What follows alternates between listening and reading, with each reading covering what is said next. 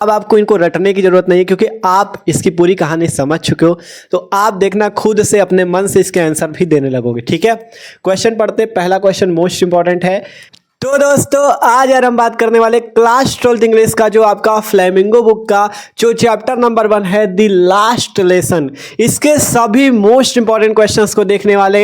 चाहे वो आपके शॉर्ट आंसर टाइप क्वेश्चंस हो जो कि 4 मार्क्स के एग्जाम में पूछे जाते हैं, या फिर आपके लॉन्ग आंसर टाइप क्वेश्चन हो जो 7 मार्क्स के एग्जाम में पूछे जाते हैं। ठीक है, सभी मोस्ट इंपॉर्टेंट क्वेश्चन को आज के इस वीडियो पे हम लोग देखेंगे। ठीक है, और रटना आपको बिल्कुल नहीं है, एकदम आसानी से आप समझोगे द लास्ट लेसन चैप्टर के सभी इंपॉर्टेंट क्वेश्चन। ठीक है, तो देखो इस चैप्टर को शुरू करेंगे हम लोग कैसे। सबसे पहले तो हम आपको द लास्ट लेसन चैप्टर की पूरी मतलब समरी इसकी बताएंगे कि इस चैप्टर में क्या हुआ। इसको आपको पूरा हिंदी में पूरा बता देंगे कि इस चैप्टर की कहानी क्या है। ठीक है, सबसे पहले हम उसकी कहानी को अगर हिंदी में समझ गए तो इसके क्वेश्चंस को हमें रटना नहीं पड़ेगा, हम आसानी से उसको समझ पाएंगे। ठीक है, तो इसलिए सबसे पहले हम आपको क्या बताएंगे, द लास्ट लेसन चैप्टर की पूरी थ्योरी मतलब इसकी पूरी समरी हिंदी पे आपको बताएंगे, जिससे आप इसकी पूरी कहानी समझ जाओ।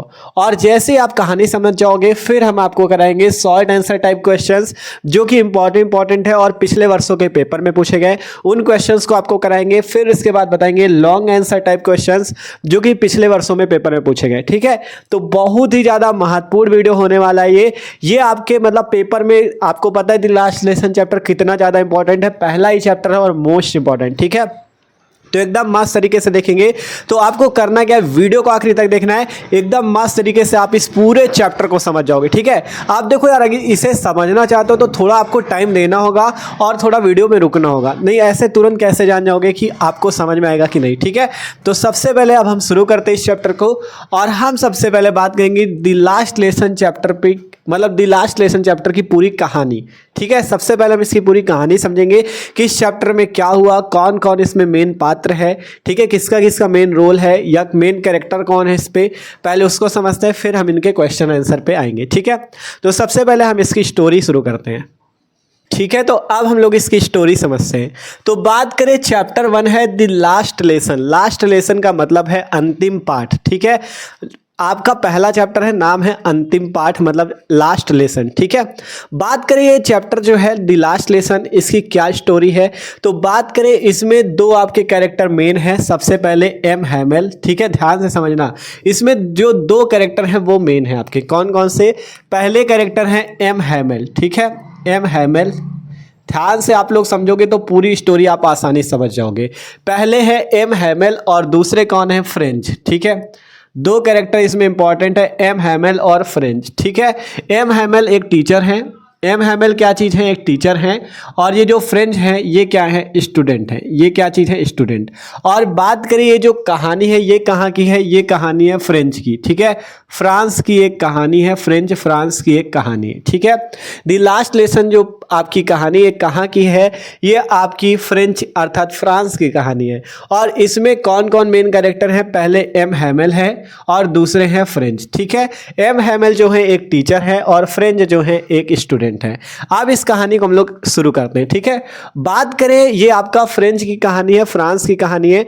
तो आपका मतलब एक कॉलेज होता है, उसमें आपका एम हैमेल जो होते हैं एक टीचर होते हैं और ये जो आपका फ्रेंच होता है एक स्टूडेंट होता है। अब ये जो एम हैमेल है 40 वर्ष के एक टीचर है, मतलब इनकी उम्र कितनी है, 40 साल की। ये एक टीचर है, ये सबको फ्रांस भाषा पे मतलब पढ़ाते हैं। ठीक है, फ्रांस भाषा पे क्या करते हैं, अपनी पढ़ाई पढ़ाते हैं। ठीक है, जो मतलब टीचर है तो वो कुछ ना कुछ पढ़ाएंगे तो वो फ्रांस की भाषा को बच्चों को समझाते हैं। लेकिन इसमें एक स्टूडेंट होता है फ्रेंच, जिसको फ्रांस भाषा पढ़ना एकदम पसंद ही नहीं होता, उसको फ्रांस भाषा जो होती है वो एकदम समझ में ही नहीं आती होती। ठीक है, मतलब जो ये टीचर पढ़ाते हैं एम हैमेल, उनकी एक भी पढ़ाई इसको समझ में नहीं आती, वो फ्रांस भाषा पे पढ़ना ही नहीं चाहता, एकदम उससे बोर होता है। और ये जो फ्रेंच है ये आपका एम हैमेल से एकदम नफरत करता है। मान लो देखो, अब जैसे बच्चे होते हैं वो क्या करते हैं, जब टीचर से मजा नहीं आती पढ़ने में तो फिर एकदम मन हट जाता है, नफरत करने लगते हैं। तो वही चीज़ है कि फ्रेंच जो है एम हैमेल से पढ़ने में उसको मजा नहीं आती, वो जो फ्रांस भाषा पढ़ाते हैं, मतलब एक चीज़ कह सकते हो कि ये पढ़ाई में आलसी है और पढ़ाई नहीं करना चाहता। ठीक है, जिसके कारण ये एम हैमेल से क्या करता है, एकदम नफरत करता है। ठीक है, तो ये आपका एम हैमेल से एकदम नफरत करता है, फ्रेंच जो स्टूडेंट है ये एम हैमेल से एकदम नफरत करता है। अब बात करें अगर फ्रेंच की, तो देखो एक दिन ये जो एम हैमेल है, वन डे एक दिन क्या होता होता है, ये जो एम हेमल टीचर हैं ये क्या करते हैं, सभी स्टूडेंट क्लास के जितने भी स्टूडेंट होते हैं उन सभी स्टूडेंट को क्या करते हैं, उन सभी स्टूडेंट को एक लेसन याद करने के लिए कहते हैं, ठीक है, एक पाठ याद करने के लिए कहते हैं।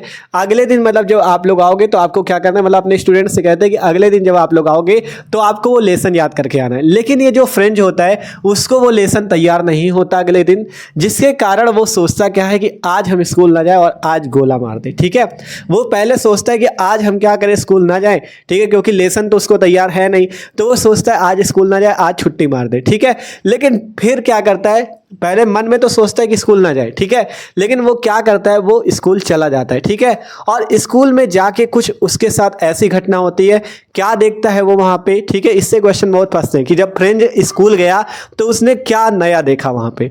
तो सबसे पहले उसने देखा कि क्लास में एकदम सन्नाटा हुआ है, ठीक है, क्लास एकदम शांत है, सभी बच्चे डेस्क पे जो उनकी मेज और कुर्सी है उस पर आराम से एकदम शांत माहौल पे बैठे हैं, और जो टीचर उनके हैं एम हेमल वो भी एकदम शांत बैठे हैं, और उन्होंने एकदम नए कपड़े पहन रखे, ठीक है। नए कपड़े वो तभी पहनते हैं जब कोई मतलब कोई बड़ा फंक्शन होता है, ठीक है। ध्यान से एक एक बात यहाँ पे जितनी ना, इन्हीं से क्वेश्चन फंसेंगे कि एम हेमल ने कौन से कपड़े पहने थे, ये सारे क्वेश्चन इनसे आएंगे, ठीक है। तो हम कह रहे हैं जब फ्रेंच उस दिन मतलब उसको लेसन नहीं तैयार था, पहले उसने सोचा कि हम स्कूल नहीं जाएंगे, लेकिन जब फ्रेंच क्लास में पहुंचा तो सभी बच्चे जो थे अपनी डेस्क पे एकदम शांत बैठे थे, और जो टीचर एम हेमल थे वो भी एकदम शांत बैठे थे, उदास, और उन्होंने कपड़े जो पहन रखे थे एकदम नए कपड़े पहन रखे थे, जो कि वो बहुत कम पहनते, कब पहनते, जब कोई फंक्शन होता है, ठीक है, जब कोई फंक्शन होता है तभी वो नए कपड़े पहनते हैं। और वहाँ पे उस क्लासरूम पे विलेजर्स भी बैठे होते हैं, उस क्लासरूम पे मतलब विलेजर्स भी बैठे होते हैं, अर्थात गाँव के लोग भी बैठे होते हैं, ठीक है, गाँव के लोग भी उस रूम पे बैठे होते हैं। आप क्यों बैठे होते हैं, उसको एकदम अचंभा लगता है कि यार आज क्लास इतनी शांत है और मैं इतनी देर से आया हूँ, टीचर भी मुझे नहीं चिल्ला रहे हैं। ये जो एम हेमल इनके टीचर हैं, मतलब वो बहुत लेट में आए थे स्कूल में, तो वो सोचता है कि मुझे टीचर भी नहीं चिल्ला रहे, क्लास भी इतनी शांत है और क्लास में ये गांव के लोग भी बैठे हुए, क्या हो गया ऐसा, ठीक है, ऐसा क्या हो गया कि इतनी शांत क्लास है आज। तो होता क्या है वो आपको आगे पता चलेगा। तो देखो ये जो फ्रांस है और आपका जर्मन, ठीक है, फ्रांस और जर्मन के बीच में उस समय चल रहा था युद्ध, फ्रांस और जर्मनी के बीच में उस समय क्या चल रहा था, युद्ध चल रहा था, लड़ाई चल रही थी, ठीक है। फ्रांस और जर्मन के बीच में उस समय लड़ाई चल रही थी, जिसके कारण आपका जर्मनी ने फ्रांस के कुछ राज्यों, ठीक है, फ्रांस के कुछ राज्यों को क्या कर लिया था, बंदी बना लिया था, उसके कुछ राज्यों को मतलब उसमें हमला करके उसको अपने अधीन कर लिया था, ठीक है। जिसके कारण उसके कुछ, और उसने क्या आदेश भी दिया था, ठीक है, उसने बुलेटिन बोर्ड, ये चीज़ बहुत आपका पूछा जाता है, ठीक है, बुलेटिन बोर्ड पे उसने क्या दिया था, एक आदेश दिया था, ठीक है, बुलेटिन बोर्ड पे उसने क्या दिया था, एक आदेश दिया था। क्या आदेश था वो आदेश ये था, उसने आदेश दिया था कि एल्सास, ये आपका वहाँ के मतलब कह सकते हो वहाँ जो आपका फ्रांस पे ये कोई राज्य कह सकते हो एल्सेस है, और दूसरा था लॉरेन, ठीक है, इन दोनों जगहों पे उसने आदेश दिया था। देखो जब जर्मनी और फ्रेंच का युद्ध हुआ तो जर्मनी ने उसके एल्सेस और लॉरेन इन दोनों राज्यों को क्या कर लिया, अपने अधीन कर लिया, उन पे हमला करके उनको अपने अधीन कर लिया, और वहाँ के स्कूलों पर ये मतलब फरमान जारी कर दिया, या एक बुलेटिन बोर्ड पर उन्होंने ये जारी कर दिया कि अब वहाँ पर फ्रेंच भाषा, उनके स्कूलों में फ्रेंच भाषा नहीं पढ़ाई जाएगी। ध्यान समझो हम क्या कह रहे हैं, हमने कहा जर्मनी और फ्रेंच पे उस बीच में युद्ध हुआ था, जिसके कारण आपका फ्रेंच के जो कुछ राज्य थे जैसे अल्सास और लॉरेन, इस पे जर्मनी ने हमला किया और इनको अपने अधीन कर लिया। अब जिसके कारण जब अधीन हो गया तो उसमें उसके मतलब उसका राज्य चलने लगा, तो उसने क्या किया, बुलेटिन बोर्ड पे एक सूचना जारी कर दी, या एक बात जारी कर दी कि अब फ्रेंच के जितने भी स्कूल होंगे, फ्रेंच के अल्सास और लॉरेन के जितने भी स्कूल होंगे, वहाँ पे फ्रेंच भाषा नहीं पढ़ाई जाएगी, ठीक है, वहाँ पे फ्रांस भाषा नहीं पढ़ाई जाएगी, वहाँ पे क्या पढ़ाई जाएगी, जर्मन भाषा। ध्यान समझना, ठीक है, मतलब जो अल्सास और लॉरेन के जितने भी स्कूल थे वहाँ पे जर्मन ने ये बुलेटिन बोर्ड जारी कर दिया कि अब वहाँ पे क्या किया जाएगा, वहाँ पे अब आपका फ्रांस भाषा नहीं पढ़ाई जाएगी, वहां पे जर्मन भाषा पढ़ाई जाएगी। जिसके कारण ये आपके एम हेमल जो टीचर थे वो सब उदास थे, ठीक है, कि आप देखो अब फ्रांस में रह रहे हो यार, तो फ्रांस भाषा मान लो पढ़ाई जा रही, जैसे अपने आप भारत में हो हिंदी भाषा पढ़ाई जा रही, अब हिंदी पढ़ाना बंद हो जाएगा तो कैसा लगेगा। तो वैसा उनके साथ था कि जब फ्रांस में रह रहे हैं और फ्रांस भाषा कह दिया कि अब फ्रांस भाषा स्कूलों में नहीं पढ़ाई जाएगी, अब जर्मन भाषा ही केवल चलेगी, तो उनको मतलब सब उदास थे कि बताओ अब फ्रांस भाषा नहीं पढ़ाई जाएगी, ठीक है। तो इसीलिए ये सारे टीचर उदास थे, और मतलब एम हेमल जी उदास थे, बच्चे जितने थे वो भी उदास थे, इसी कारण से विलेजर्स भी वहां पे बैठे हुए थे। जो विलेजर्स थे वो भी, गांव के लोग भी वहां बैठे हुए थे, सब लोग उदास थे कि अब फ्रांस भाषा नहीं पढ़ाई जाएगी। ठीक है, अल्सस और लॉरेन में, नाम याद रखना, अल्सस और लॉरेन। अभी क्वेश्चन आंसर पे फंसेंगे आपके, टेंशन ना लो। ठीक है, अल्सस और लॉरेन। तो देखो, एल्सस और लॉरेन के सभी स्कूलों में फ्रांस भाषा पढ़ाना बंद कर दिया गया, जर्मन भाषा शुरू की गई। ठीक है, अब इसके बाद ये जो आपके थे फ्रेंच, अब ये उदास हो गए, इनको बहुत पछतावा हुआ कि जब टीचर हमको फ्रांस भाषा पढ़ाते थे तब हमारा मन नहीं लगता था, लेकिन आज ऐसा हुआ कि फ्रांस भाषा स्कूलों में बंद हो गई और अब जर्मन शुरू हो रही। तो इनको बहुत पछतावा हुआ, ये बहुत उदास थे। ठीक है, ये जो फ्रेंच है, ध्यान समझना, फ्रेंच जो थे बहुत उदास थे कि आप बताओ, अब फ्रांस भाषा ही बंद हो गई, अब मैं क्या पढ़ूंगा। ठीक है, तो अब ये उदास थे, ये चाहते थे कि अब हमें ये टीचर जो एम हैमेल है ये अब हमें फ्रांस भाषा पढ़ाएं। ठीक है, लेकिन जब पढ़ाते थे तो नहीं पढ़ाना चाहते, लेकिन अब इनको पछतावा हो रहा है कि एम हैमेल जो टीचर हैं वो अब इनको फ्रांस भाषा पे पढ़ाएं, इनको समझाए। और ये बहुत अब इनको पसंद भी करने लगे थे, फ्रेंच जो हैं टीचर जी को अपने बहुत पसंद करने लगे थे कि सर बहुत अच्छे हैं। ठीक है, ये अगर हमें पढ़ाए तो आज हम पढ़ेंगे। ठीक है, लेकिन अब क्या हुआ, अब तो भैया जब आदेश ही आ गया जर्मन से, जर्मन ने उन पर हमला करके कब्जा कर लिया है, जर्मन से आदेश आ गया कि अब फ्रांस भाषा नहीं पढ़ाई जाएगी, जर्मन ही केवल चलेगी, तो अब ये भी बहुत उदास हो गए। ठीक है फ्रेंच, ठीक है, अब क्योंकि पढ़ा नहीं सकता कोई, तो ये चीज़ है इसकी कहानी, सिंपल। मतलब आप फ्रेंच पढ़ना चाहते हैं लेकिन अब उनको पढ़ाया नहीं जा सकता क्योंकि अब फ्रांस भाषा चलेगी।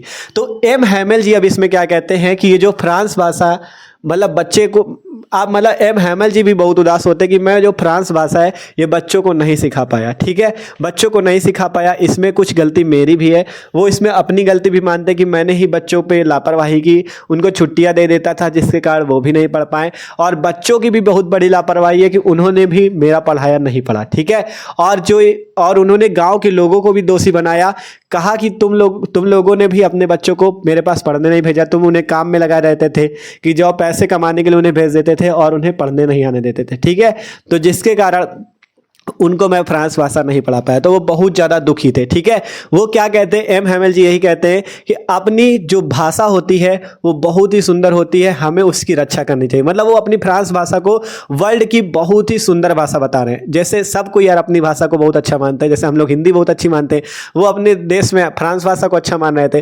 तो एम हैमेल जी ने कहा कि जो फ्रांस भाषा है उनकी मतलब बहुत, पूरे विश्व की बहुत अच्छी भाषा है। ठीक है, तो हमें इस भाषा की रक्षा करनी चाहिए। तो ये चीज़ें मतलब बताया गया दी लास्ट लेसन चैप्टर पे। ठीक है, तो कुछ बहुत आशा करते हैं आपको एक कहानी समझ में आई होगी। इस कहानी पे यही है बस। ठीक है, दी लास्ट लेसन मतलब उस दिन जो था, जिस डे कहा गया ना, वन डे, जब मतलब आपका ये फ्रेंच पहुंचा था क्लास में, जब विलेजर बैठे थे, गांव के लोग जो बैठे थे, स्टूडेंट बैठे थे और जो एम हैमेल बैठे थे, उस दिन वो लास्ट लेक्चर था, वो लास्ट लेसन था, मतलब उस दिन का वो लास्ट पार्ट था जिस दिन फ्रांस भाषा पे ही पढ़ाया जाता था, अगले दिन से जर्मन भाषा में पढ़ाने का आदेश था। ठीक है, तो इसलिए इस चैप्टर का नाम भी है दी लास्ट लेसन, क्योंकि जब उस दिन, जब मतलब सन्नाटा हुआ पूरे क्लास में था, जब फ्रेंच पहुंचा था क्लास में, तब उसी दिन आपका पूरा सन्नाटा था और उसी दिन दी लास्ट लेसन था फ्रांस भाषा का। ठीक है, मतलब फ्रेंच भाषा में पढ़ाने का वो लास्ट दिन था, अगले दिन से जर्मन भाषा में उन्हें पढ़ाना था। तो इसीलिए इस कहानी का नाम है द लास्ट लेसन। ठीक है, तो अब आशा करते हैं थोड़ा थोड़ा आपको समझ में आएगा। एक बार फिर से समझा देते हैं। देखो यार, मेन कहानी, अगर कहानी समझ गए ना तो क्वेश्चन आंसर रटने नहीं पड़ेंगे, आसानी से आप लोग समझ जाओगे। इसलिए थोड़ा टाइम भले लगे लेकिन आपको समझाने का प्रयास कर रहे हैं और आशा करते हैं थोड़ा थोड़ा समझ में भी आया होगा। एक बार फिर से थोड़ा जल्दी से बता देते हैं। सिंपल देखो क्या था, हमने बताया कि ये आपकी कहानी फ्रांस की है। ठीक है, फ्रांस में दो लोग हैं, पहले एम हैमेल और फ्रेंच, यही दो मेन कैरेक्टर हैं। एम हैमेल टीचर है, फ्रांच जो फ्रेंच हैं, फ्रेंच नाम है, फ्रेंच है स्टूडेंट। ठीक है, अब एम हैमेल से फ्रेंच बहुत नफरत करते हैं। ठीक है, फ्रेंच जो है बहुत नफरत करते हैं अपने टीचर से, उनकी पढ़ाई उनको समझ में नहीं आती, जो फ्रांस भाषा में वो पढ़ाते हैं इनको समझ में नहीं आता फ्रेंच को। ठीक है, एक दिन का नाम है, मतलब एक दिन आपका जो एम हैमेल थे, इन्होंने क्या किया, इनको दिया एक पाठ याद करने के लिए पूरे क्लास के स्टूडेंट को, लेकिन ये जो फ्रेंच थे इनको वो पाठ नहीं याद था, इसलिए दूसरे दिन सोच रहे थे कि स्कूल ना जाऊँ क्या। ठीक है, ये क्या सोच रहे थे, स्कूल ना जाऊँ, छुट्टी मार दूँ। लेकिन फिर इसके बाद ये क्लास जाते हैं, स्कूल जाते हैं, तो एक क्लास में एक नई चीज़ देखते, क्या देखते कि सभी बच्चे बहुत शांत बैठे हुए अपने डेस्क पे, और उस क्लास पे गांव के लोग भी बैठे हुए, उनके टीचर भी हैं जो कि दी लास्ट लेसन पढ़ा रहे हैं, मतलब उस दिन का लास्ट पार्ट पढ़ा रहे हैं फ्रेंच भाषा पे, और उन्होंने नए नए कपड़े पहने हुए हैं जो कि वो किसी फंक्शन पे ही पहनते हैं। और देर से आने की वजह से फ्रेंच को उनके टीचर ने डांटा भी नहीं था, तो बहुत अचंभे में था कि आज ये नया क्या हो गया यहाँ, ठीक है।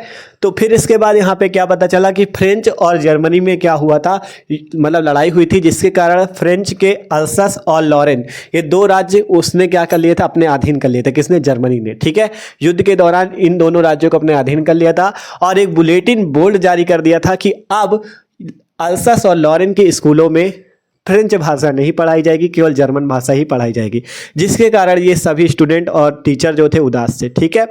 अब फ्रेंच भी बहुत उदास था, उसको पछतावा हो रहा था कि मैं फ्रेंच भाषा नहीं पढ़ पाया, मेरे टीचर जब पढ़ाते थे तब मैंने नहीं पढ़ा, ठीक है। तो उसको बहुत पछतावा होता है, लेकिन अब क्या करें, ठीक है। तो उस दिन मतलब जो एम हैमेल थे उन्होंने अपना लास्ट लेसन फ्रेंच भाषा पे पढ़ाया, क्योंकि अगले दिन से उन्हें जर्मन भाषा पढ़ाना था।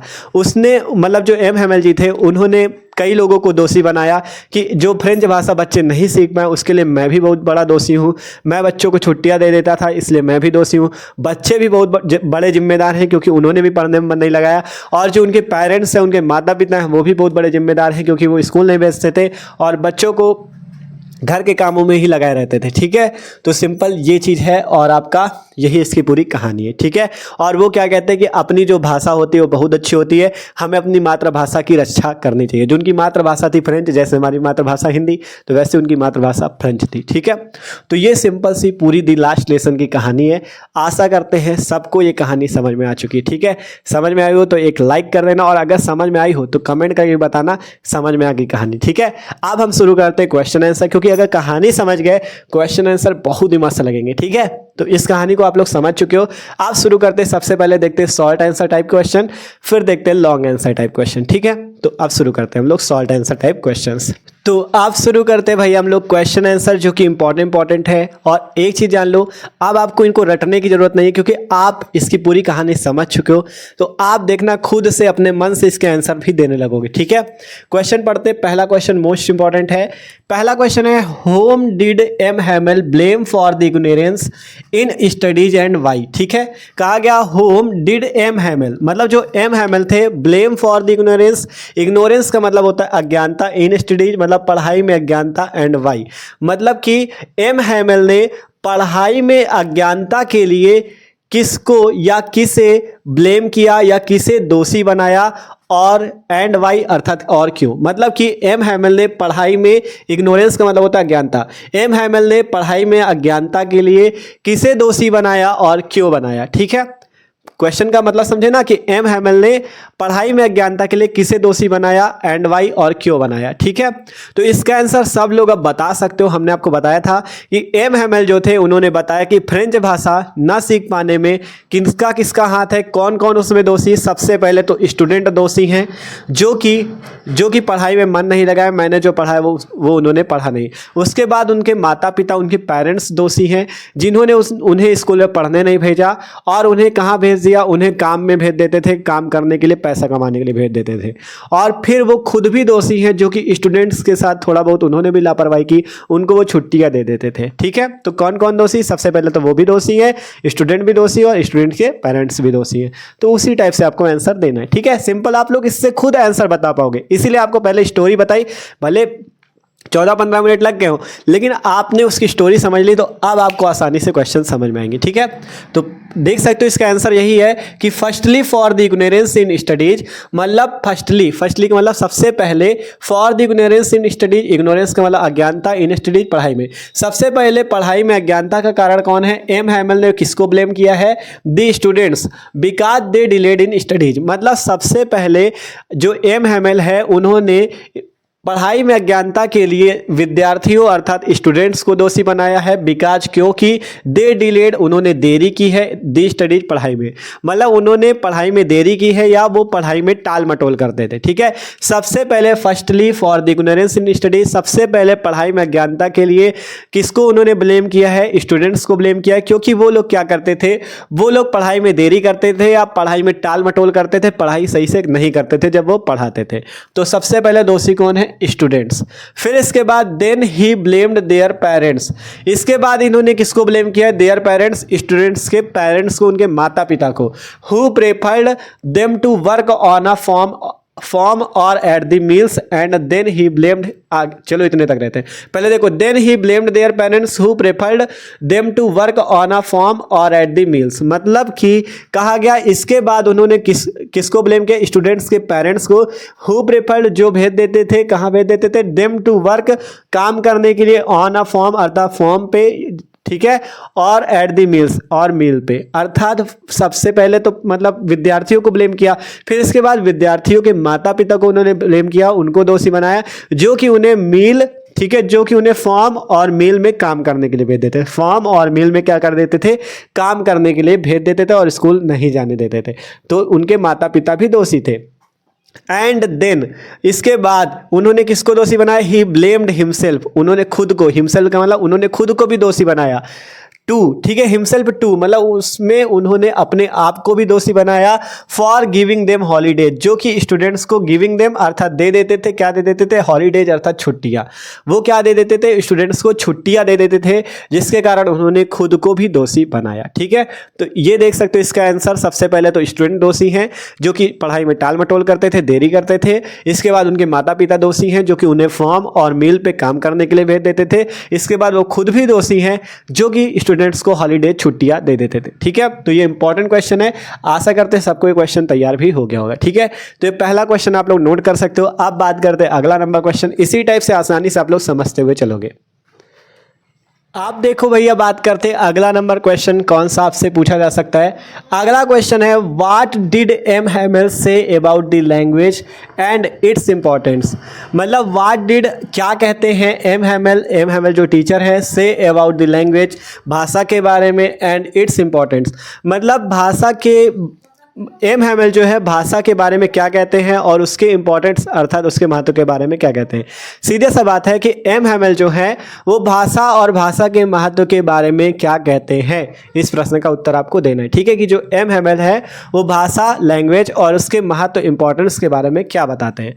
तो हमने आपसे बताया था कि जो एम हैमेल है उन्होंने कहा था कि जो भाषा होती है वो हमारी मातृभाषा जो होती है वो हमें उसकी रक्षा करनी चाहिए, क्योंकि वो हमारे लिए बहुत मतलब इंपॉर्टेंस होती है। ठीक है, तो उसका आंसर यहाँ पे आपको लिखना है। देखो सिंपल हमने लिखा एम हैमेल, सिंपल हमने लिखा M Hamel said that, M Hamel कहते हैं कि द फ्रेंच लैंग्वेज की जो फ्रांस की भाषा है या जो उनकी फ्रेंच भाषा है, was the most beautiful language in the world, वो जो है फ्रेंच की भाषा जो है वो उनकी बहुत ज़्यादा मोस्ट ब्यूटीफुल मतलब बहुत ही सुंदर लैंग्वेज है, अर्थात भाषा इन दी वर्ल्ड, संसार की, मतलब वो अपनी भाषा को संसार की बहुत ही सुंदर भाषा बता रहे हैं, सब कोई अपनी भाषा को सबसे सुंदर समझता है। ठीक है, तो वही चीज़ है कि एम हैमेल कहते हैं कि जो फ्रेंच भाषा है वो पूरे संसार की सबसे सुंदर भाषा है इन दी वर्ल्ड, पूरे संसार की। द क्लियरेस्ट, जो कि क्या है, द क्लियरेस्ट अर्थात एकदम स्पष्ट है, द मोस्ट लॉजिकल, लॉजिकल का मतलब तार्किक है, मतलब एम हैमेल कहते हैं कि जो उनकी फ्रेंच भाषा है वो संसार की बहुत ही सुंदर भाषा है और यह एक स्पष्ट, क्लियरेस्ट एक स्पष्ट भाषा, और द लॉजिकल, लॉजिकल का मतलब तार्किक, जो कि एक स्पष्ट और तार्किक भाषा भी है। ठीक है, अब इसके इंपॉर्टेंस के बारे में क्या बताते हैं कि he further said that they must guard it, he further said that मतलब ये आगे कहते हैं कि दे मस्ट गार्ड इट, हमें इसकी रक्षा करनी चाहिए, गार्ड इट मतलब हमें इसकी रक्षा करनी चाहिए, हमें अपनी मातृभाषा की रक्षा करनी चाहिए। ठीक है, guard it among them and never forget it, आगे कहते हैं कि हमें इसको नेवर फॉरगेट इट कभी भूलना भी नहीं चाहिए, मतलब हमें इसकी सदैव रक्षा करनी चाहिए, हमें अपनी भाषा की सदैव रक्षा करनी चाहिए। ठीक है, कहा गया ना गार्ड इट अर्थात हमें अपनी भाषा की सदैव रक्षा करनी चाहिए और उसकी और क्या करना चाहिए, और हमें उसे कभी भी भूलना नहीं चाहिए, हमें उसे कभी भी अपनी भाषा को भूलना नहीं चाहिए, क्योंकि वो हमारी मातृभाषा है, हमें उसकी रक्षा करनी चाहिए। ठीक है, तो इस प्रश्न का उत्तर आप इस टाइप से लिख सकते हो कि M Hamel said that the French language was the most beautiful language in the world, the clearest and the logical, मतलब जो उनकी फ्रेंच भाषा वो अपनी भाषा को बता रहे हैं कि मोस्ट आपका मतलब बहुत ही सुंदर भाषा है पूरे संसार की, और ये एक स्पष्ट है और क्या है, लॉजिकल अर्थात तार्किक है। ठीक है, मतलब तर्कपूर्ण है। फिर कहा गया he further said that they must guard it, हमें अपनी भाषा की रक्षा करनी चाहिए। आगे कहते हैं कि हमें इस भाषा मतलब हमें अपनी भाषा की रक्षा करनी चाहिए और हमें इसे कभी भी भूलना नहीं चाहिए, ठीक है, हमें इसे कभी भी भूलना नहीं चाहिए। तो ये है इस क्वेश्चन का आंसर, ठीक है। इसी टाइप से क्वेश्चन फंसेंगे, ठीक है। जैसे पहला क्वेश्चन बताया था कि MML मतलब किसको स्टडी के मतलब जो इग्नोरेंस जो इस पढ़ाई में अज्ञानता के कारण वो किसको दोषी मानते हैं, इस टाइप का क्वेश्चन आएगा, ठीक है। फिर आया कि मतलब वो अपनी भाषा को कैसा बताते हैं, वो अपनी भाषा का क्या महत्व बताते हैं। इसी टाइप से बीच बीच से क्वेश्चन फंसेंगे, ठीक है। तो इनको आपको अच्छे से समझना होगा, ठीक है। तो सबसे पहले इसीलिए आपको स्टोरी बताई थी क्योंकि आपको बाद में दिक्कत ना हो, ठीक है। तो इस क्वेश्चन को भी तैयार करना है आपको। फिर आप देखते हैं अगला नंबर क्वेश्चन। जितने क्वेश्चन है मोस्ट इंपॉर्टेंट है, पेपर में पूछे जाते हैं, ठीक है। तो इसको नोट कर सकते हो। तो अब बात करते हैं अगला नंबर क्वेश्चन क्या है। अगला क्वेश्चन भी मोस्ट इंपॉर्टेंट है, ठीक है। अगला क्वेश्चन पढ़ सकते हो, इन द लास्ट लेसन, पढ़ना आसानी से। इन द लास्ट लेसन अर्थात द लास्ट लेसन में नेम द कंट्रीज, उन कंट्री के नाम बताओ, who where fighting and describe the content of the bulletin board.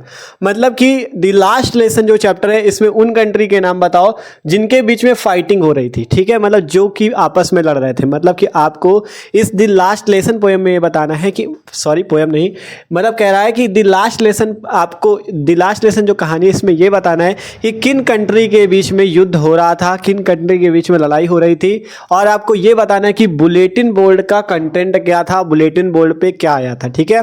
तो ये चीज हमने आपको बताया था किस किस के बीच में लड़ाई हो रही थी।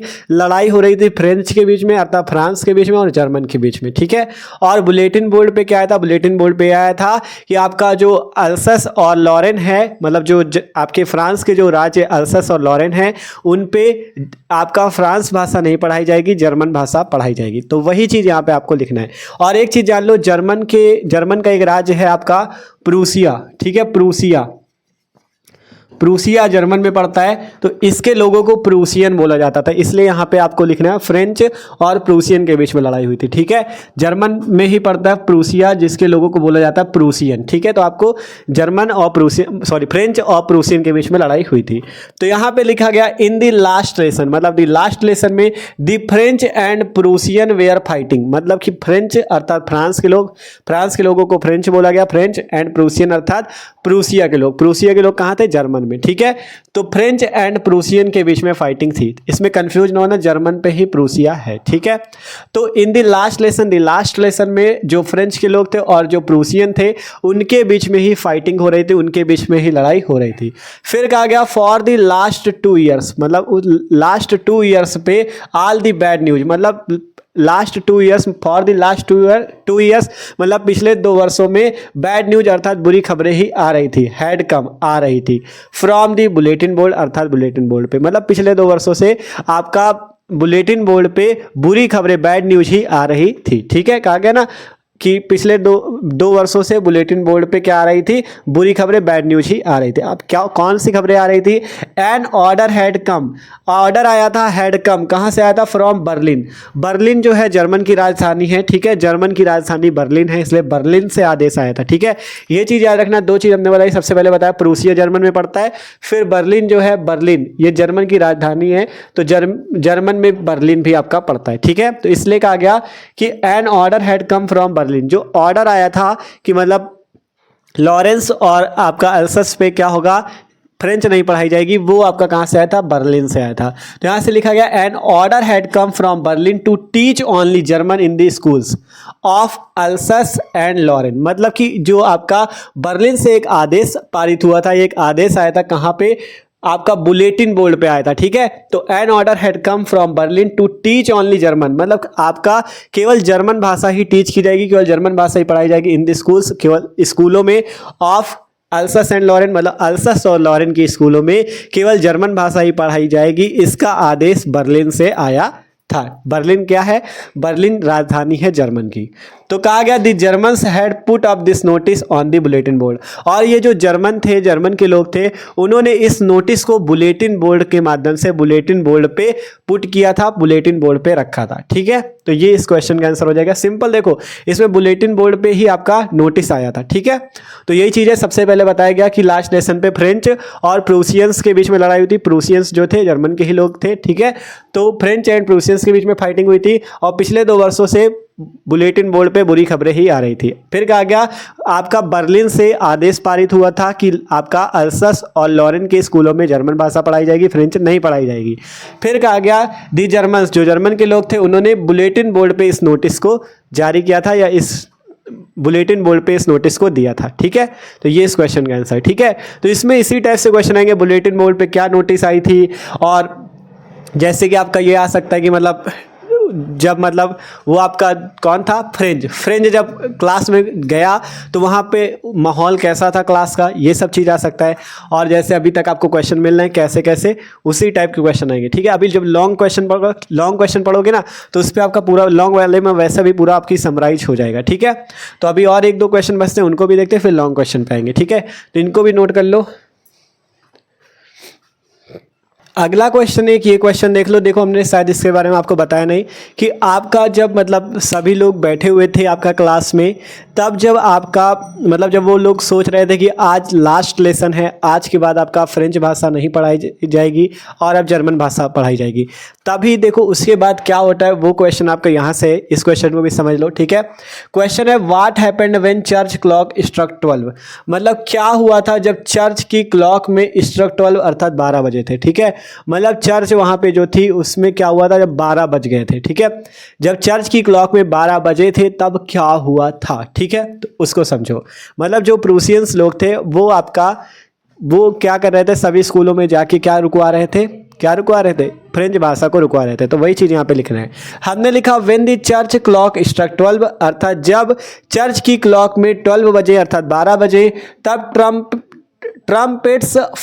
ट्रम्पेट्स ऑफ द प्रूसियंस, अर्थात प्रूसियंस जो थे, ट्रम्पेट्स का मतलब होता है अभ्यास करना। ठीक है, returning from their drill sounded. ठीक है, मतलब कि जब आपका चर्च की घड़ी में 12 बज चुके थे तब जो प्रूसियंस लोग थे वो अभ्यास से रिटर्निंग अर्थात अपने अभ्यास से वापस लौट रहे थे, और देयर ड्रिल साउंडेड, और उनकी जो ड्रिल थी, जो उनकी ड्रिल को तुरही बोल सकते हो, या जो जैसे आप समझ सकते हो जैसे वो लोग अपनी ड्रिल को बजाते हैं उसी टाइप से आप समझ सकते हो। ठीक है, मतलब जब प्रूसियंस लोग अपने अभ्यास, ट्रम्पेट्स से कहा गया ना, तो मतलब जो लोग अपने अभ्यास से वापस लौट रहे थे तो उन्होंने क्या किया, अपनी ड्रिल को साउंड किया, अपनी ड्रिल को बजाया। तब आपका M Hamel stood up very pale in his chair, तब एम हैमेल जो थे अपनी चेयर से बहुत ही दुख या दर्द में, पेल कहा गया ना, पेल अर्थात बहुत ही दुख और दर्द में अपनी चेयर पे खड़े हुए। ही ट्राइड, उन्होंने ट्राई किया अर्थात प्रयास किया, टू गिव हिज फेयरवेल, अर्थात फेयरवेल का मतलब होता है विदाई विदाई। ठीक है, फेयरवेल मीन्स क्या होता है, विदाई। तो फेयरवेल वर्ड्स का मतलब हो जाएगा विदाई के शब्द, मतलब विदाई, जब मान लो आप जाने वाले हो तो विदाई में कुछ शब्द बोले जाते हैं। ठीक है, तो वही चीज़ है फेयरवेल वर्ड्स, मतलब उन्होंने प्रयास किया फेयरवेल वर्ड्स बोलने का अर्थात विदाई के शब्द बोलने का, बट चौक्ड अर्थात लेकिन वो बोल ना सके, उनका गला रुक गया। ठीक है, चौक्ड का मतलब उनका गला रुक गया। ठीक है, तो सिंपल सा बात यह है कि मतलब जब चर्च में 12 बजे थे, जब चर्च की घड़ी में 12 बजे थे तो क्या हुआ था। तो देखो जब चर्च की घड़ी में 12 बजे थे तब आपका मतलब जो प्रूसियंस लोग थे वो अपने अभ्यास से वापस लौट रहे थे। ठीक है, प्रूसियंस जो जर्मन के लोग थे। ठीक है, प्रूसियंस लोग अपने अभ्यास से वापस लौट रहे थे, तब उन्होंने अपनी ड्रिल को बजाया, अपनी ड्रिल को हिंदी में बोलते हैं तुरही। ठीक है, या सिंपल ड्रिल बोल सकते हो। उन्होंने अपनी ड्रिल को बजाया, जब ड्रिल की आवाज़ एम हैमेल ने सुनी तो अब मतलब बहुत दुख से, बहुत दर्द से अपनी चेयर में खड़े हुए। और आप क्योंकि टीचर जाने फ्रेंच पढ़ाना नहीं, उनको फ्रेंच ही तो पढ़ाते थे, फ्रेंच पढ़ाना नहीं तो वो तो चले जाएंगे, तो फ्रेंच जब उनको पढ़ाना नहीं तो वो बहुत ही दुख दर्द से वहाँ पे खड़े हुए और उन्हें बहुत दुख हुआ। वो अपनी फेयरवेल वर्ड्स बोलना चाहते थे, अपने विदाई के कुछ शब्द बोलना चाहते थे, लेकिन वो बोल ना सके, उनका गला जो था चोक्ड हो गया, उनका गला रुक गया। ठीक है, तो ये इसका मतलब है कि when the church clock struck 12, जब चर्च की घड़ी में 12 बजे, तब ट्रम्पेट्स का मतलब होता है आपका अभ्यास करना, of the Prussians returning from their drill sounded, मतलब कि जब प्रूसियंस लोग अपने अभ्यास से रिटर्निंग अर्थात वापस लौट रहे थे तो सबसे पहले उन्होंने अपने ड्रिल को साउंड किया। जैसे ही उन्होंने ड्रिल को सुना एम हैमेल क्या थे, खड़े हो गए, स्टूड अप खड़े हो गए अपनी चेयर पे, दर्द के मतलब वेरी पेल का मतलब है दर्द से अपनी चेयर पे खड़े हो गए। और फिर क्या किया उन्होंने, he tried to give his farewell words, उन्होंने मतलब फेयरवेल वर्ड्स अर्थात विदाई के कुछ शब्द बोलना चाहें, लेकिन लेकिन क्या हुआ, बट चोक्ड, लेकिन क्या हुआ, चोक्ड अर्थात उनका गला कुछ कह ना सका। वो इतने दर्द में थे, इतने दुखी थे कि उनका गला कुछ कह ना सका। ठीक है, तो ये इस क्वेश्चन का आंसर है। तो इसको भी नोट को, मतलब जितने इंपॉर्टेंट क्वेश्चन पेपर में पूछे गए पिछले वर्षों पे सब आपको करा दे रहा है। भले वीडियो लंबा बन जाए, लेकिन अगर इनको तैयार कर लेते हो तो एक भी क्वेश्चन इससे बाहर नहीं आएगा। ठीक है, क्योंकि इंपॉर्टेंट है, पेपर में पूछे गए, इससे आपको करा रहे हैं। ठीक है, तो इनको नोट करो। आप देखते हैं अगला क्वेश्चन। तो आप बात करते भैया अगला नंबर क्वेश्चन क्या है। ठीक है, आप यही दो जो मोस्ट इंपॉर्टेंट सॉल्व क्वेश्चन ये बचे हुए हैं, फिर इसके बाद हम बात करेंगे लॉन्ग क्वेश्चंस की। ठीक है, अगला क्वेश्चन देख सकते हो। अगला क्वेश्चन कहता है in what way according to M Hamel does the mother tongue serve even the enslaved people. मतलब कि आपका जो एम हैमेल वो क्या कहते हैं, इन व्हाट वे, किस तरीके से या वह कौन सा तरीका है। ठीक है, अकॉर्डिंग टू एम हैमेल, मतलब एम हैमेल के अनुसार वह कौन सा तरीका है। Does the mother tongue, does the mother tongue, mother tongue का मतलब होता है मातृभाषा। मदर का मतलब माता, टंग का मतलब सीधा सीधा मदर टंग का मतलब क्या समझ सकते हो, मातृभाषा, जो हमारे देश की मातृभाषा। जैसे फ्रेंच लोगों की क्या थी, फ्रेंच भाषा जो थी उनकी मातृभाषा थी। तो वही चीज़ है कि एम हैमेल के अनुसार किस तरीके से जो मातृभाषा है serve even the enslaved people. Enslaved people का मतलब होता है गुलाम लोग। ठीक है, इंस्लेव्ड का मतलब होता है गुलाम, पीपल का मतलब लोग।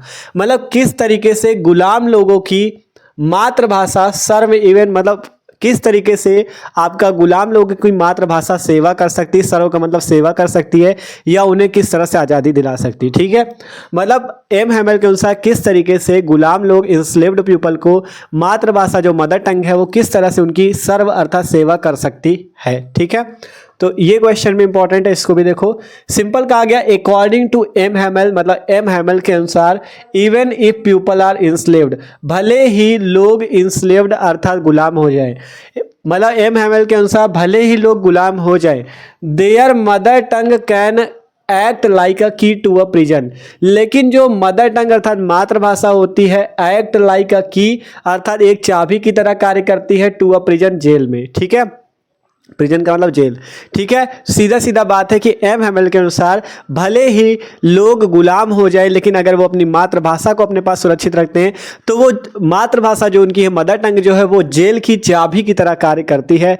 अर्थात अगर वो अपनी मातृभाषा को अपने साथ रखते हैं तो उनके अनुसार, एम हैमेल के अनुसार, वो किसी भी जेल से बाहर निकल सकते हैं। वो एक मातृभाषा जो है जेल की चाबी की तरह है। ठीक है, तो इसलिए आपको अपनी मातृभाषा को सुरक्षित रखना चाहिए। वही चीज़ है कि अकॉर्डिंग टू एम हैमेल के अनुसार भले ही लोग गुलाम हो जाए, लेकिन अगर वो अपनी मदर टंग को अपने साथ रखते हैं, मतलब अपनी मातृभाषा को हमेशा सुरक्षित रखते हैं, तो वो मदर टंग जो उनकी है एक्ट लाइक अ की अर्थात एक चाबी की तरह कार्य करेगी, टू अ प्रिजन, जेल की, अर्थात वो एक जेल की चाबी की तरह कार्य करेगी।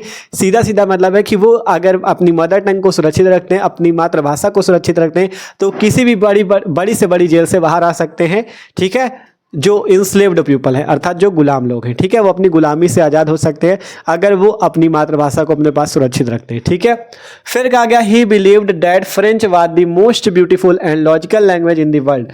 मतलब ही बिलीव्ड, जो एम हैमेल वो बिलीव करते, विश्वास करते कि जो फ्रेंच लैंग्वेज है द मोस्ट ब्यूटीफुल अर्थात बहुत ही सुंदर एंड लॉजिकल लैंग्वेज है। ठीक है, बहुत ही सुंदर और तार्किक भाषा है इन द वर्ल्ड, पूरे संसार की।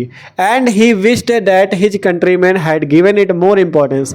और वो विश्व अर्थात वो चाहते हैं, क्या चाहते हैं कि जो उनके कंट्रीमैन हैं अर्थात जो उनके देश के लोग हैं वो अपनी भाषा को इंपॉर्टेंस दे, अपनी भाषा को इंपॉर्टेंस दे अर्थात अपनी भाषा को क्या दे, महत्व दे। ठीक है, मतलब वो मानते हैं कि जो उनकी फ्रेंच भाषा है वो संसार की सबसे सुंदर भाषा है और तार्किक भाषा है, और वो अपने कंट्रीमैन अर्थात देशवासियों से चाहते हैं कि वो अपनी मातृभाषा को क्या दे, इंपॉर्टेंस दे, उसे क्या दे, इंपॉर्टेंस दे। ठीक है, इंपॉर्टेंस का मतलब सीधा सीधा है कि वो उसको अपनी भाषा, मातृभाषा को क्या दे, महत्व दे। ठीक है, तो इसमें मेन यही फ्रेंच भाषा के बारे में ही बार बार क्वेश्चन आ रहा है, आप लोग देख सकते हो कैसे क्वेश्चन आते हैं। ठीक है, और यही आया था कि मतलब एम हैमेल ने क्या बताया, किसको स्टडी के लिए दोषी बनाया, इसी टाइप के क्वेश्चन आपके पेपर में आएंगे। ठीक है, अब अगला क्वेश्चन देख सकते हो। अगला मोस्ट इंपॉर्टेंट क्वेश्चन है what did M Hamel write on the blackboard with a piece of chalk.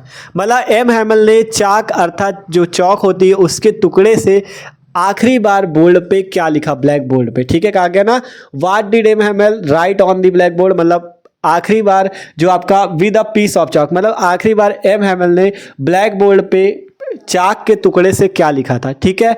तो कहा गया M Hamel wrote on the blackboard with a piece of chalk, मतलब जो एम हैमल है उन्होंने blackboard पे piece of chalk अर्थात chalk के टुकड़े से एक शब्द लिखा था, वाइव ला फ्रांस, ठीक है। इस टाइप से आपको लिखना है, वीवे ला फ्रांस पढ़ सकते हो या वाइव ला फ्रांस पढ़ सकते हो, ठीक है। इस टाइप से देख सकते हो, डबल इन्वर्टेड कामा पे होगा, यहाँ पे एक्सप्लेनेशन मार्क लगेगा, वाइवे ला फ्रांस, ठीक है। ये चीज उन्होंने आपका चौक के टुकड़े से ब्लैक बोर्ड पे लिखा था। तो ये क्वेश्चन भी इंपॉर्टेंट है कि आखिरी बार जो ब्लैक बोर्ड पे मतलब पीस ऑफ चाक से लिखा गया था वो चीज क्या है, वो है आपका वाइवे ला फ्रांस, ठीक है। तो इस टाइप से जितने इंपॉर्टेंट सॉल्व क्वेश्चन होते हैं इस चैप्टर के कंप्लीट होते हैं। अब बचते हैं लॉन्ग क्वेश्चन। आशा करते हैं तो आपको समझ में आ रहे हैं ये क्वेश्चन आंसर, ठीक है। आप सॉल्व आंसर टाइप वाले क्वेश्चन हो गए, अब लॉन्ग क्वेश्चन बात कर लेते हैं। देखो वीडियो भले लॉन्ग बन जाए लेकिन आपको पूरे क्वेश्चन आंसर इस पर तैयार हो जाने चाहिए। एक ही वीडियो पर हम सोच रहे हैं कि पूरे क्वेश्चन आंसर तैयार हो जाए, जिससे आपका इस चैप्टर से मतलब सारा चीज़ तैयार रहे, ठीक है। तो ये क्वेश्चन नोट कर सकते हो। अब बात करते हैं लॉन्ग आंसर टाइप क्वेश्चन की।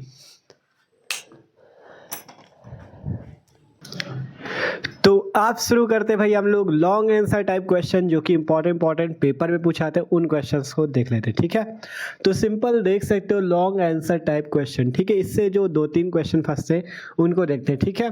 तो पहला क्वेश्चन आपका है, what is the reason that made M Hamel declare that the lesson which he was going to teach on that fateful day was to be the last lesson. मतलब कहा गया what is the reason, क्या reason था, that made M Hamel declare that the lesson, ठीक है। मतलब जो M हैमल ने डिक्लेयर किया, क्या डिक्लेयर किया, that the lesson which he was going to teach, मतलब वह लेसन जो आज वो पढ़ाने वाले हैं ऑन दी फेटफुल डे, इस दुर्भाग्यपूर्ण दिन पे, ठीक है। कहा गया ना कि एम हैमल ने क्या डिक्लेयर किया कि दी लेसन, जो वो लेसन पढ़ाने वाले, which he was going to teach, teach का मतलब पढ़ाने वाले, मतलब जो लेसन वो आज पढ़ाने वाले हैं ऑन दी फेटफुल डे, एक दुर्भाग्यपूर्ण दिन। मतलब वो सीधा सीधा बात है कि क्या कारण था कि एम हैमल जो इस दुर्भाग्यपूर्ण दिन पे ये लेसन पढ़ाने वाले थे, उसको उन्होंने क्यों was to be the last lesson, क्यों उन्होंने दी लास्ट लेसन कहा, क्यों उन्होंने कहा कि आज का आखिरी पाठ है, ठीक है। मतलब क्वेश्चन ये कहता है कि क्या कारण था कि एम हैमल ने ये डिक्लेयर कर दिया कि आज जो वो इस दुर्भाग्यपूर्ण दिन पे ये लेसन पढ़ाने वाले, ये आज का लास्ट लेसन है, आज के बाद फ्रेंच भाषा का कोई भी लेसन मैं नहीं पढ़ाऊंगा, ऐसा उन्होंने क्यों कहा, ठीक है। तो इस क्वेश्चन का आपको आंसर देना है। आपको सबको पता है कि क्यों उन्होंने कहा था कि आज ये लास्ट लेसन है। इसलिए कहा था क्योंकि जो मतलब बर्लिन से, जर्मन की जो बर्लिन है, बर्लिन से मतलब बुलेटिन बोर्ड पे आपका आ गया था कि अब से जो आपका एल्सेस और लॉरेन है वहाँ के स्कूलों में क्या होगा, आप फ्रेंच भाषा नहीं पढ़ाई जाएगी, जर्मन भाषा केवल पढ़ाई जाएगी, वही चीज़ था। तो वही चीज़ यहाँ पे लिखना है। सिंपल लिखा गया, the French teacher M Hamel declare that he would be teaching his last French lesson. मतलब कहा गया the French teacher, M Hamel French के ही तो टीचर थे, तो the French teacher M Hamel उन्होंने क्या डिक्लेयर किया, that he would be teaching his last French lesson.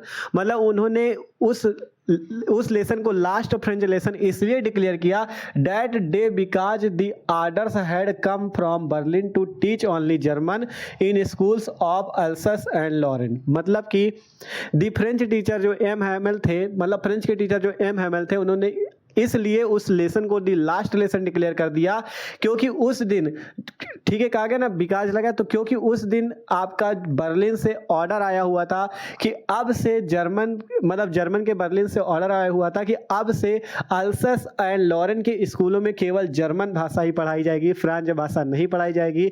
इस कारण से वो उस दिन का एक लास्ट लेसन था। कहा गया ना कि French teacher M Hamel declare that he would be teaching his last French lesson that day because the orders had come. Orders कहाँ से आए थे, बर्लिन से आए थे, to teach only German in school of Alsace and Lorraine. मतलब Alsace और Lorraine के स्कूलों में अब केवल जर्मन भाषा पढ़ाई जाएगी। इस कारण से एम हैमल ने डिक्लेयर कर दिया था कि आज का ये मेरा लास्ट लेसन है, ठीक है। एंड एल्सेस एंड लॉरेन, आप कहा गया and he also said the new master would come to the school from the following day. और उन्होंने ये भी कहा, he also said the new master, उन्होंने यह भी कहा कि अब नया मास्टर आएगा, would come to the school, आपके स्कूल में अब नया मास्टर आएगा जो कि आपको अगले दिन, फॉलोइंग डे, अगले दिन से पढ़ाएगा। मतलब उन्होंने कहा कि अब अगले दिन से एक नया मास्टर आएगा, एक नया टीचर आएगा जो कि अगले दिन से आपको जर्मन भाषा पे पढ़ाएगा। ठीक है, सीधी सीधी बात कही गई कि अब अगले दिन से, and he also set the new master, अर्थात अब अगले दिन से तुम्हारे पास नया मास्टर आएगा जो कि तुम्हें क्या करेगा, जो कि तुम्हें जर्मन भाषा में पढ़ाएगा। ठीक है, कहा गया ना, फ्रॉम दी फॉलोइंग डे, अगले दिन से तुम्हें जर्मन भाषा पे वो पढ़ाएगा। ठीक है, तो यही चीज़ है कि जो फ्रेंच टीचर एम हैमेल थे बहुत दुखी थे। उन्होंने कहा था कि मतलब जो बर्लिन से ऑर्डर आया था कि आज मतलब आप जर्मन भाषा में ही पढ़ाया जाएगा लॉरेंस और एल्सस के स्कूलों में, तो इसलिए वो निराश थे और उन्होंने कहा कि आज के ये जो फ्रेंच भाषा का लेसन, ये एक लास्ट लेसन है, कल से तुम्हारे स्कूल में एक नया टीचर आएगा जो कि तुम्हें अगले दिन से जर्मन भाषा पे पढ़ाएगा। ठीक है, तो ये चीज़ है। फिर कहा गया ही ओपनड अ ग्रामर बुक, उन्होंने अपनी, जब लास्ट लेसन पढ़ा रहे थे उन्होंने अपनी ग्रामर बुक को ओपन किया जो कि फ्रेंच भाषा पे थी। तो he opened a grammar book and taught them their last lesson, और उन्होंने अपना टॉट अर्थात पढ़ाया देम देयर लास्ट लेसन, उस दिन का आखिरी पाठ उन्होंने पढ़ाया। ठीक है, ग्रामर की बुक को उन्होंने खोला और उस दिन का आखिरी पाठ उन्होंने पढ़ाया। Mister Hamel said that the French language was the most beautiful language in the world. Mister Hamel कहते हैं कि जो फ्रेंच लैंग्वेज है was the most beautiful language in the world, मतलब संसार की सबसे ज़्यादा सुंदर भाषा है। ठीक है, इट वाज द क्लियरेस्ट, यह एक क्लियरेस्ट अर्थात स्पष्ट, मोस्ट लॉजिकल लैंग्वेज अर्थात यह एक स्पष्ट और बहुत ही तार्किक भाषा है। ठीक है, मोस्ट लॉजिकल लैंग्वेज बहुत ही तर्कपूर्ण भाषा है या तार्किक भाषा है। ठीक है, he further said that they must guard it, अर्थात he further said that they must guard it, आगे वो कहते हैं कि हमें इसकी गार्ड इट अर्थात रक्षा करनी चाहिए, it among them and never forget it, और हमें कभी भी इसे भूलना नहीं चाहिए, हमें सदैव इसकी रक्षा करनी चाहिए। ठीक है, तो ये चीज़ है, सिंपल आप अपनी भाषा में लिख सकते हो। जो लोग स्टोरी समझ गए थे वो आसानी से इस क्वेश्चन आंसर को बिना रटे समझ सकते हैं। ठीक है, तो इस क्वेश्चन को आपने देखा, ये इंपॉर्टेंट क्वेश्चन है, पूछा जाता है आपका। देखो ऐसे ऐसे क्वेश्चन पढ़ा रहे हैं जो कि आपके एग्जाम में आते हैं और आपके एग्जाम में फंसेंगे भी। ठीक है, इसको नोट कर लो। अब और क्वेश्चन देख लेते हैं, फिर आपका वीडियो कंप्लीट हो जाएगा। आप देखो, बात करते हैं अगला नंबर क्वेश्चन। अगला क्वेश्चन बहुत ज़्यादा महत्वपूर्ण है, देख सकते हो। ये क्वेश्चन जरूर आपको तैयार होना चाहिए, हमने कहा था ये क्वेश्चन आ सकता है पेपर पे। देख सकते हो कैसा क्वेश्चन है। What was scene inside the class when Franz reach the school, मतलब जब फ्रांज जो है स्कूल में पहुंचा और उसने अपने क्लास में क्या देखा। हमने कहा था ये वाला क्वेश्चन आ सकता है। सिंपल देखो क्या है कि मतलब जब फ्रांज स्कूल में पहुंचा, जब उस दिन लेट पहुंचा था, तो उसने अपने स्कूल में क्या देखा था। उसने ये देखा था कि जो उसके टीचर एम हैमेल है बहुत शांत है, पूरा क्लास बहुत शांत है, सभी उसके जो दोस्त थे या क्लास के जो स्टूडेंट थे वो सभी अपने डेस्क पे बैठे हुए थे, और वहाँ पे विलेजर्स अर्थात गांव के कुछ लोग भी बैठे हुए थे, और जो उनके मतलब टीचर थे एम हैमेल वो भी नए नए कपड़े पहने हुए थे। और वो कपड़े वो कब पहनते, जब कोई मतलब किसी फंक्शन अंसन में जाता है। तो वही सारी चीज़ें उसने देखी, तो वही चीज़ें आपको यहाँ पे लिखनी भी है। क्वेश्चन है what was scene inside the class, मतलब कौन सी सीन उसने देखी इनसाइड द क्लास, क्लास के अंदर। When Franz reach the school, जब फ्रांज स्कूल में पहुंचा तो उसने कौन सी सीन को देखा क्लास में, अर्थात क्लास में उसने क्या देखा। जब फ्रांज स्कूल पहुंचा तो उसने अपनी क्लास में क्या देखा, तो वो आपको बताना है। ठीक है, तो लिखा गया when Franz reach the school, जब फ्रांज स्कूल में पहुंचा, he found everything so still as Sunday morning, तो उसने ये पाया, ही फाउंड उसने ये पाया, एवरीथिंग सो स्टिल सभी चीज बहुत शांत है। ठीक है, एज संडे मॉर्निंग, किस तरह, संडे मॉर्निंग की तरह, मतलब जब फ्रांज अपने स्कूल पहुंचा तो उसने ऐसा पाया कि रविवार की सुबह की तरह सब कुछ एकदम शांत, जैसे रविवार की छुट्टी होती है एकदम शांत होता है, वैसे ही उसने रविवार की सुबह की तरह सब कुछ एकदम शांत पाया। ठीक है, क्योंकि पूरा क्लास में शांति थी। तो फ्रांज जब स्कूल पहुंचा तो उसने देखा क्या कि संडे की सुबह की तरह सभी लोग एकदम शांत है, सब कुछ एकदम शांत है, एवरीथिंग स्टिल, अर्थात सभी लोग एकदम शांत है, सब कुछ शांत पड़ा है। ठीक है, एकदम शांति का माहौल है।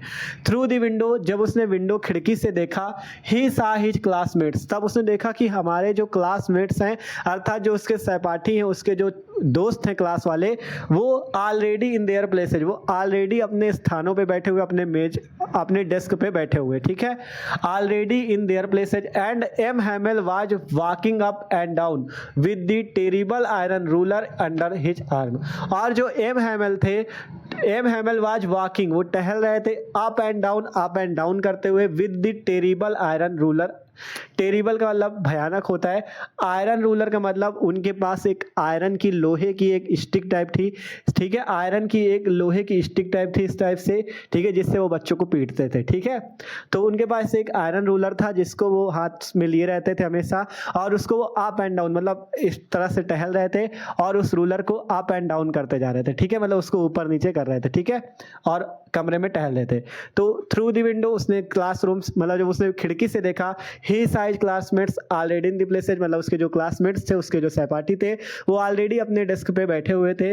And M Hamel was walking up and down, और जो एम हैमेल थे वाज वॉकिंग टहल रहे थे अप एंड डाउन करते हुए with the terrible iron ruler, मतलब उनका जो भयानक आयरन रूलर था अंडर हिज आर्म, वो उसको अपने आर्म में अपने हाथ में ले हुए आप अप एंड डाउन करते हुए, मतलब जो उनके हाथ में वो रूलर था उसको वो अप एंड डाउन करते हुए कमरे में टहल रहे थे, ठीक है।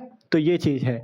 फिर कहा गया he saw his teacher M Hamel wearing his beautiful green coat, उसने देखा कि उसके जो टीचर एम हैमेल है उन्होंने एक बहुत सुंदर ग्रीन कोट पहन रखा है। ये भी याद रखना उन्होंने क्या पहन रखा था उस दिन नए कपड़ों पे, ग्रीन कोट पहन रखा था, हरा कोट पहन रखा था। He saw the village people, उसने देखा कि जो विलेज पीपल अर्थात गांव के लोग हैं sitting quietly on the back benches, sitting quietly का मतलब बहुत शांत बैठे ऑन द बैक बेंचेज, पीछे की बेंचों में। उसने देखा कि जो गांव के लोग हैं वो पीछे की बेंचों में बहुत शांत बैठे हुए हैं। इंक्लूडिंग द फॉर्मर मेयर, जिसमें कौन कौन बैठे थे, द फॉर्मर मेयर, फॉर्मर का मतलब पूर्व हो जाएगा यहाँ पे, पूर्व मेयर, द फॉर्मर पोस्टमास्टर, पूर्व पोस्टमास्टर एंड सेवरल अदर्स, और कुछ और भी लोग, ठीक है। मतलब जब M Hamel wearing his beautiful green coat, मतलब एम हैमेल ने ब्यूटीफुल सुंदर एक ग्रीन कोट पहन रखा था। He saw the village people sitting quietly on the back benches, मतलब उसने देखा कि जो विलेज गांव के लोग हैं वो सिटिंग क्वाइटली बहुत शांत बैठे थे ऑन द बैक बेंचेज, पीछे की बेंचों पे। इंक्लूडिंग द फॉर्मर, जिसमें कौन कौन थे, द फॉर्मर मेयर, पूर्व मेयर बैठे थे, द फॉर्मर पोस्टमास्टर, पूर्व पोस्टमास्टर बैठे हुए थे, एंड सेवरल अदर्स, और कुछ और भी गांव के लोग बैठे हुए थे। फिर कहा गया mister Hamel said very kindly go to your place quickly little Franz, मतलब जब फ्रांज पहुंचा था तो वहां पे उसको डांटा भी नहीं गया था। तो एम हैमेल ने क्या कहा, M Hamel said very kindly, M Hamel ने बहुत दयालुता से कहा, काइंडली का मतलब दयालुता, एम हैमेल ने बहुत दयालुता से कहा गो टू योर प्लेस, अपने स्थान पे जाओ, क्वाइकली, शांति से, उन्होंने शांति से कहा अपने स्थान पे जाओ, लिटिल फ्रांज, छोटे फ्रांज, आप शांति से अपने सीट पे बैठ जाओ, जाके आप अपने स्थान पे जाओ, ठीक है। मतलब उस दिन जो उनके टीचर थे उन्होंने बहुत ही दयालुता से कहा जाओ फ्रांज तुम अपनी सीट पे बैठ जाओ, जबकि फ्रांज क्या था बहुत देर में पहुंचा था, उसको लगा कि यार ये डांटेंगे, लेकिन इन्होंने एकदम शांति से कहा जाओ फ्रांज अपनी सीट पे बैठ जाओ, ठीक है।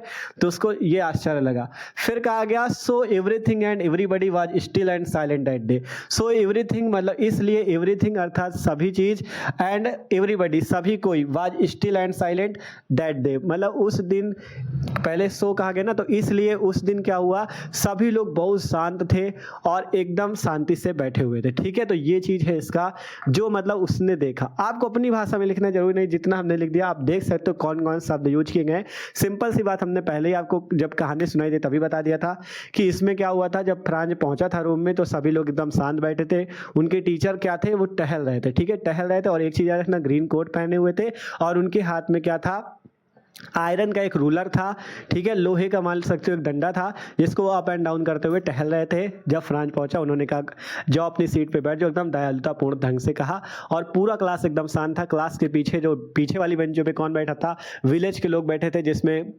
फॉर्मर पोस्टमास्टर थे, पूर्व पोस्टमास्टर थे और पूर्व मेयर भी बैठे हुए थे, ठीक है। तो ये क्वेश्चन भी मोस्ट इंपॉर्टेंट था, हमने कहा था ये क्वेश्चन आ सकता है, और जितने क्वेश्चन बताए जान लो ये सारे क्वेश्चन इंपॉर्टेंट है। मेहनत बहुत की आपके लिए, 1 घंटे का पूरा वीडियो बन गया होगा, पूरी मेहनत की कि आप लोगों को एक एक चीज समझ में आ जाए। जितने क्वेश्चन है अगर इनसे आपके फंसे ना तो कहना, ठीक है। और पहले आपने जैसे कहानी सुनी, अगर उसको थोड़ा कम समझ में आई हो, पहली वाली जो पहले बताया था, तो उसको एक बार और सुन लेना अच्छे से, आपका पूरा चैप्टर तैयार हो जाएगा। और इन क्वेश्चंस की नोट्स बना लेना, जितने पता है इनको तैयार भी कर लेना, ठीक है। तो आशा करते हैं आज का वीडियो सबको अच्छा लगा होगा। तो वीडियो अच्छा लगा हो यार तो लाइक कर लो, और जो लोग चैनल पर नए हो सब्सक्राइब कर लो, और कमेंट करके बताना कैसा लगा। अगर आप लोगों का मतलब कमेंट अच्छी आएंगी तो अगले चैप्टर 2 का भी जल्दी ही ऐसा वीडियो आएगा जिसपे हम सारे इंपॉर्टेंट क्वेश्चन उसके भी करा देंगे, ठीक है। तो कमेंट करके जरूर बताना कैसा लगा वीडियो। मिलते हैं अगले वीडियो पे। सब्सक्राइब कर लो चैनल को, चैनल पे जाओगे आपको प्लेलिस्ट मिल जाएगी इंग्लिश की, वहां से मस्त तरीके से तैयारी कर सकते हो। तो मिलते हैं अगले वीडियो पे। इसका स्क्रीनशॉट करना हो कर लो।